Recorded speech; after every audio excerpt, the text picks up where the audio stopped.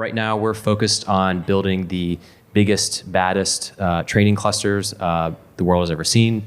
Also focusing a bunch on other types of accelerated compute like inference.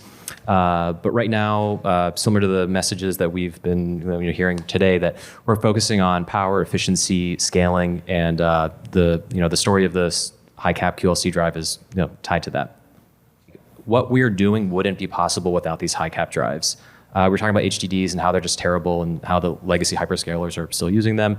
None of these things would be possible if we were trying to do any of this stuff with hard drives, right?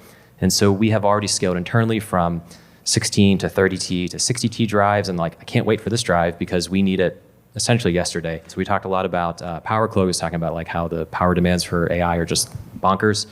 And so if I can have this gets a little bit nerdy here, but if I can have a 20, 25 watt drive and I can double the capacity on that one, and I'm still just trying to get a performance profile that's just faster than HDDs, why wouldn't I do that, right? That's just that's a no-brainer.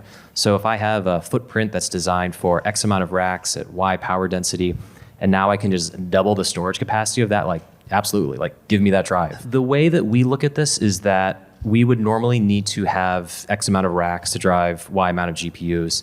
And if we can increase the density of that and say hey, now I don't need X amount of racks for Y, I can need X divided by 2 or something like that. That leaves more power that I can have for either more GPUs or, like Greg's slide had it, more storage, which is great because when customers show up and they say, we love your product, I need all of it, we don't have to panic and scramble and figure out how we're gonna go get a bajillion more racks in there to support their storage needs.